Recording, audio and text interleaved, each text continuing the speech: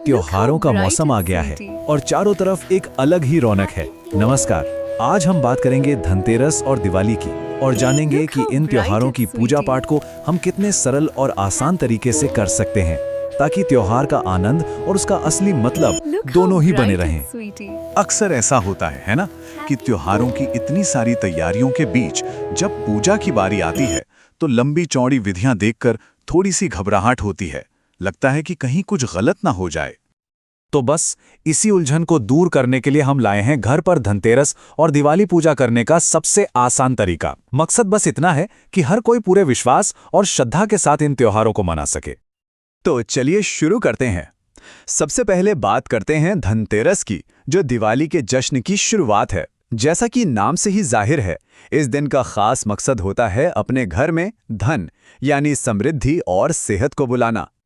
अच्छा, पूजा शुरू करने से पहले सबसे जरूरी काम है कि सारी चीजें एक जगह इकट्ठी कर लें। तो हमें क्या क्या चाहिए? एक लकड़ी की चौकी, उस पे बिछाने के लिए लाल कपड़ा, गेहूं के कुछ दाने और हाँ, एक 4 बत्तियों वाला दिया। साथ में जल, फूल, चावल और भोग के लिए मिठाई तो होगी। और सबसे जरूरी भगवान धन्वंतरी की तस्वीर, जिन्हें हम सेहत और आरोग्य का देवता मानते हैं। अब देखिए ये पूजा कितनी आसान है। बस 5 छोटे छोटे स्टेप्स हैं। सबसे पहले चौकी पर लाल कपड़ा बिछाकर गेहूं का ढेर बनाइए। फिर उस पर 4 बत्तियों वाला दिया रखकर जला दीजिए। इसके बाद जल से शुद्धि यानी आचमन करके भगवान धन्वंतरी को फूल और चावल चढ़ाइए। फिर मिठाई का भोग लगाइए और आखिर में दक्षिण दिशा की तरफ मुंह करके परिवार की अच्छी सेहत और लंबी उम्र के लिए प्रार्थना कीजिए। ये जो 4 बत्तियों वाला दिया है ना, ये चारों दिशाओं में रोशनी और पॉजिटिविटी फैलाने का प्रतीक है। तो देखा आपने, इस पूजा का जो असली मकसद है वो है पूरे परिवार के लिए अच्छी सेहत और खुशहाली की कामना करना।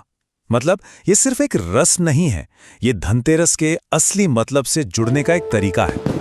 चलिए, धनतेरस की पूजा तो हो गई, अब आगे बढ़ते हैं दिवाली के मुख्य पूजन की तरफ, यानी लक्ष्मी गणेश की पूजा। देखते हैं इसे कैसे सरलता से किया जा सकता है। यहाँ भी तैयारी वैसी ही है। सबसे पहले जरूरी सामान इकट्ठा कर लेते हैं। लक्ष्मी जी और गणेश जी की मूर्तियां, एक चौकी और लाल कपड़ा। हाँ, एक कलश भी चाहिए होगा जिसमें पानी, आम के पत्ते और एक नारियल रखा हो। इसके अलावा दिए, अगरबत्ती, फूल, मिठाई, फल, ये सब तो हैं ही। आपको पता है, ये जो कलश स्थापना होती है ना, इसका बहुत गहरा मतलब है। इसे शुभता और संपन्नता का प्रतीक माना जाता है। पूजा की विधि भी बहुत सरल है। सबसे पहले चौकी पर मूर्तियों को स्थापित करें और कलश को भी रखें। फिर घी का मुख्य दिया जलाइए और बाकी छोटे दिए भी रोशन कर दीजिए। इसके बाद थोड़ा पवित्र जल छिड़ककर देवी देवताओं का आवाहन कीजिए। उन्हें पूजा स्वीकार करने के लिए आमंत्रित कीजिए। फिर उन्हें फूल, मिठाई, फल, ये सब कुछ अर्पण करें। और आखिर में सबसे पहले गणेश जी की और फिर माँ लक्ष्मी की आरती के साथ पूजा को संपन्न करें। पूजा के समय माँ लक्ष्मी के इस मंत्र का जाप करना बहुत शुभ माना जाता है। कहते हैं इससे घर में धन और सौभाग्य आता है। मंत्र है ओम श्रीं ह्रीं श्रीं कमले कमलाले प्रसीद प्रसीद ओम श्रीं ह्रीं श्रीं महालक्ष्मे नमः। अगर हो सके तो पूजा के दौरान इसका जाप जरूर करें। पूजा पाठ तो हो गया, पर कुछ और भी छोटी छोटी बातें हैं, कुछ उपाय हैं जिनका ध्यान रखने से त्योहारों के समय में घर की समृद्धि और बढ़ती है, ऐसी मान्यता है।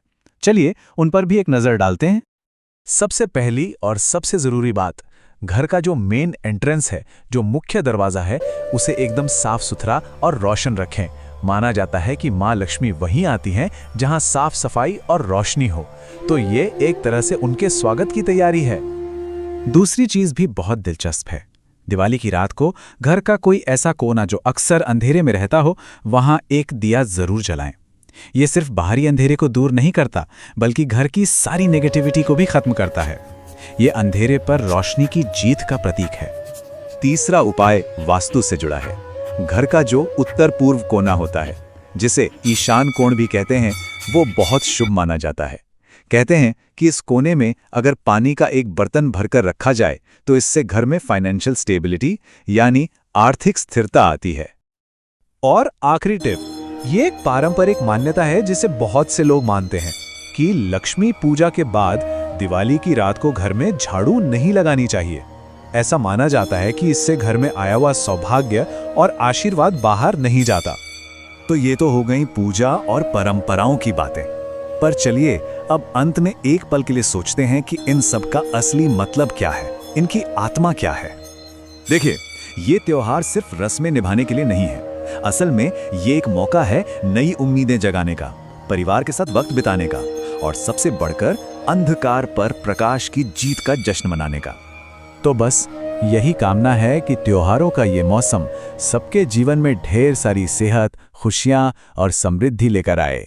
आप सभी को दिवाली की बहुत बहुत शुभकामनाएं। और जाते जाते बस एक सवाल छोड़ जाते हैं। इस दिवाली हम सब अपनी अपनी परंपराओं को आगे बढ़ाते हुए दूसरों के जीवन में रोशनी लाने के लिए क्या कर सकते हैं? इसी सोच के साथ आज के लिए बस इतना ही। धन्यवाद।